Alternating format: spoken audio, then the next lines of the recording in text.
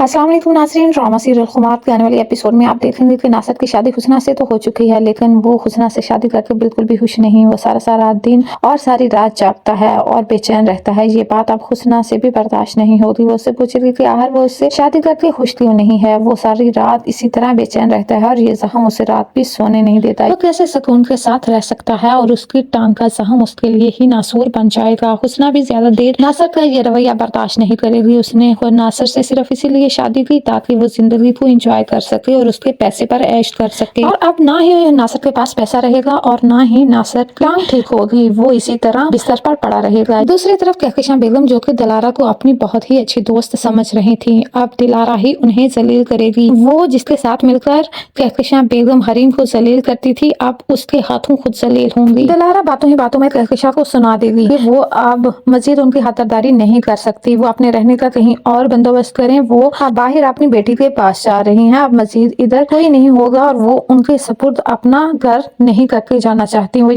कहकशां बेगम से भी अब दिलारा का ये रवैया बर्दाश्त नहीं होगा और अब लाइबा को भी इस बात का एहसास होगा कि हरीम भाभी इनसे लाख दर्जे बेहतर थी। दूसरी तरफ दिलारा बेगम जब कहकशां बेगम और लाइबा की इंसल्ट कर रही होती हैं तो ऊपर से फाइज भी आ जाता है। फाइज उनकी बातें सुनकर कहता है कि आंटी, आपको खुदा का खौफ करना चाहिए। अगर आज हम पर बुरा वक्त है तो कल ये वक्त आप पर भी आ सकता है। तो ये बात दिलारा बेगम कहाँ बर्दाश्त करने वाली है। वो उनको बातें सुनाकर वहां से चली जाएगी। तब कहकशां बेगम फाइज से कहेगी कि बेटा, वो इस घर में मजीद नहीं रह सकती। इस घर में एक लम्हा उनके लिए एक सदी के बराबर है। वो मजीद यहाँ नहीं रह सकती। वो कुछ करे और हमें चाहे एक कमरे का ही क्यों ना किराए पर कर ले दे, जहाँ वो इज्जत से रह तो सकेंगी और वहाँ उन्हें ये ताने तो नहीं सुनने पड़ेंगे। तब फाइज कहेगा कि मम्मा, मैंने पूरे शहर से मदद मांग ली लेकिन कोई भी हमारी मदद करने को तैयार ही नहीं है। फाइज कहकशां बेगम को एक और बुरी खबर सुनाएगा कि आज उनके बंगले और गाड़ियों की नीलामी है। तो ये बात सुनकर कहकशां बेगम के तो पैरों तले से भी जमीन निकल जाएगा। कहेगी कि आखिर इतनी जल्दी उनके घर की नीलामी कैसे हो सकती है।